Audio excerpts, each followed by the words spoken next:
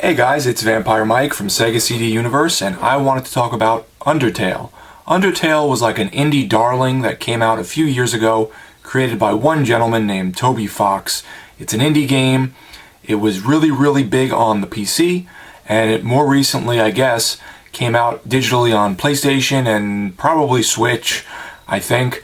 And I'm playing it on the Xbox One Game Pass, so I can verify it's there. And it's free because it's on Game Pass. So if you have Game Pass, this is the reason I enjoy stuff like this. I get to play the games that are digital-only releases that I normally wouldn't be able to play. I'm not really a big computer gamer at all.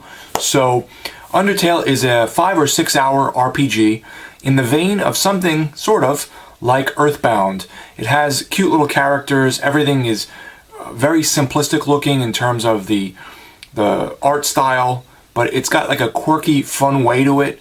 There's a good sense of humor, and each of the characters are sort of strange, or they can be a little annoying, but they all have these like little cute personalities, is the best way for me to put it. And some of the game does tug at your heartstrings a little bit. I think it tries to evoke an emotion. The main point of the story is you're this human who gets caught, and this is what I got from it, gets caught in this monster realm, and the monsters and the humans have had this war forever, and you're now stuck there, and the only way to leave is to make your way to the kingdom of the monsters and fight the king. I don't want to give away too much, but that's the gist of it. Along the way, you'll come across different goofy little monsters that you can talk to or fight, trade with, or buy things. Very simplistic. Everything is sort of shallow in nature, but it has a little bit, or not a little bit, it has replayability, because you can go through the game fighting everything, you can go through the game fighting some things, or there's some like super secret ending where if you go through the whole game and spare everyone and go through the battles and then give the bad guys mercy and let them live, you'll never level up your character, but you will get the best ending. So that's interesting too, without giving away too much. And all of that stuff with the fighting and the leveling up and all that plays into the game and plays into the story, and I thought it was pretty good. Do I think it was this like phenomenal RPG that everyone makes it out to be? Not really, but I liked it.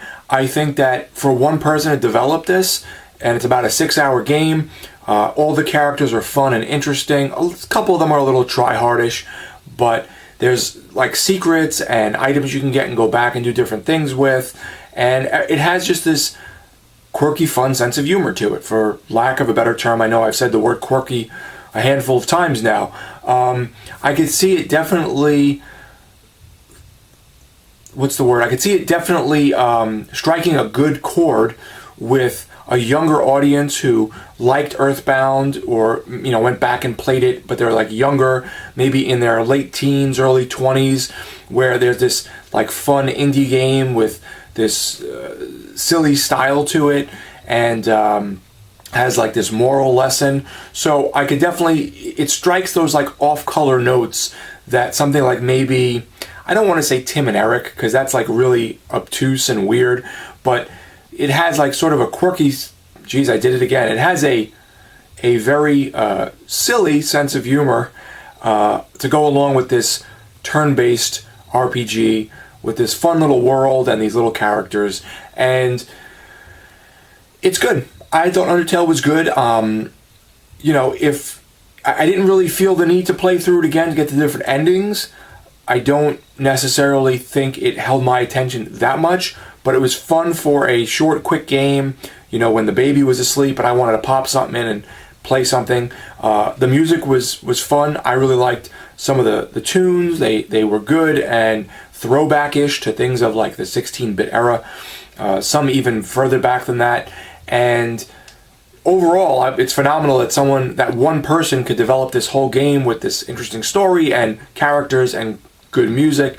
So hats off to Toby, because I thought Undertale was pretty interesting. It's blown up. They have, I think, like figures and statues and all of the kinds of things that it's branched out to now. People cosplay as the character Sans, who's like this very round skeleton guy from the game.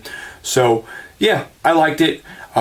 Is it the be-all end-all RPG that like hardcore role-playing gamers are going to want to play? No, but it's a fun diversion with interesting characters and just a goofy sense of humor. So if any of that sounds interesting to you, I would recommend Undertale. I think for a short game, it's fun and it tries to give you some interesting puzzles and RPG elements and stuff. And I like the throwback, kind of thing it does. So that's my 2 cents on Undertale. Let me know if you guys played it, what you thought.